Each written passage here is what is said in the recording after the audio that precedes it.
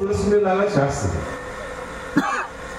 నా ప్రియమైన నా పేరు తిరుమల రాజు నేతాజీ రాజావర్ ప్రసాద్. మరి దేవరం దగ్గర ఉన్నటువంటి ఒక కుగ్రామం, ధనంజయ గోత్రం, క్షత్రియ వంశం, రాజులు అని మీరు అంటారేమో. ఈ మామూలుగా చెప్పాలి అంటే క్షత్రియులు అని ధనంజయ గోత్రం. మాకు ఎటువంటి కష్టాలు లేవండి.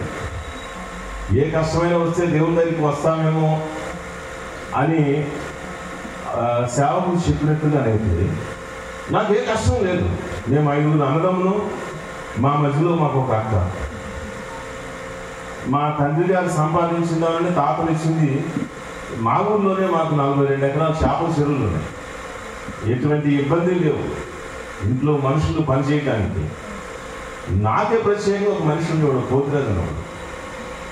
నాకు 7 సంవత్సరాల వయసు ఉన్నప్పుడు మా ఆడిని తీసుకొచ్చి నాకు అప్పచెప్తే నాకు చేయాల్సిన పనులన్నీ అతను చేస్తూ ఉండేవాడు. ఇది నేను ఇప్పుడు విచారిస్తా ఉన్నాను. అప్పుడు బాధపడ్డాను, ఇప్పుడైతే చాలా బాధపడతాను. నాకు ఒక సేవకుడిని అంత అటువంటి కుటుంబం. మా తండ్రి గారు మేము 5 అన్నదమ్ముల్లో నేను 4వ వాడిని. అందరినీ బాగా చదివించాలి, ఉన్నతమైన వాళ్ళని చేయాలి, ఒకరిని మాత్రం దేవుడికి ఇవ్వాలి అని మా గ్రామంలో కూచిపట్ల సుబ్రహ్మణ్య శర్మ గారని గురువు గారికి నన్ను అప్పచెప్పారు. నాకు 7వ సంవత్సరం వయసులోనే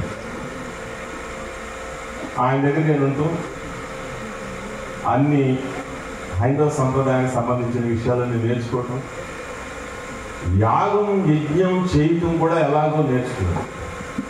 ఎందుకంటే చిన్న వయసు 7వ సంవత్సరం. నాకు ఇక్కడ ఎవరో కనిపించట్లేదు ఆ వయసులో ఉన్నాడు. ఆ బాబు కంటే కొంచెం పెద్దోళ్ళు ఉంటాను. నేను అక్కడికి వెళ్ళే వరకు చక్కగా చొక్కా వేసుకునేవాడిని. ఆయన దగ్గరికి వెళ్ళిన తర్వాత నా చొక్కా తీసి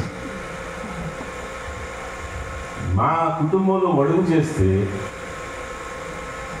చేసినప్పుడు జంజం వేస్తే అక్కడ ఉపనయనం చేశారు ఆయన. ఎందుకంటే క్షత్రియుడి కంటే బ్రాహ్మణుడు గొప్పవాడని, బ్రాహ్మణుడుగా నన్ను ఉంచాలని ఆయన ఉద్దేశంతో ఆయన నాకు ఉపనయనం చేశారు.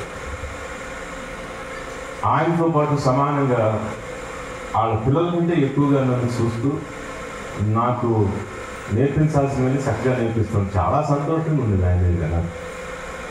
నాకు మా కుటుంబంలో లభించేటువంటి చిన్నవాళ్ళైనా నాకు గౌరవం. అదేవిధంగా ఎవరైనా పెద్దలు ఎవరైనా వస్తే అంత చిన్నపిల్లాడుగా నన్ను చూసి వీడేంటి ఇంత ఉన్నాడు రాజుగారు అబ్బాయి, దేవుళ్ళు ఇంత చక్కగా నడిపిస్తున్నాడు గురువు గారు అని. గురువు దగ్గరే నాకు అంత అక్కడే తినడం, అక్కడే పడుకోవడం. మా తండ్రి గారు కొంతమందికి సంవత్సరం జీతం ఇచ్చినట్లుగా, బట్టలకి ఆయనకి జీతం ఇచ్చినట్లుగా, కొన్ని పనులు చేసేవాళ్ళకి సంవత్సరంలో ధాన్యము జీతము మన గ్రామాల్లో ఇస్తూ ఉన్నట్టుగా నేను అక్కడ ఉన్నందుకు గురువు గారికి సంవత్సరానికి ఒక 40 బస్తాలు ధాన్యం ఇస్తూ ఉన్నాను. నన్ను పెంచి పోషిస్తున్నందుకు నా మంచి చెడులు చూస్తున్నది.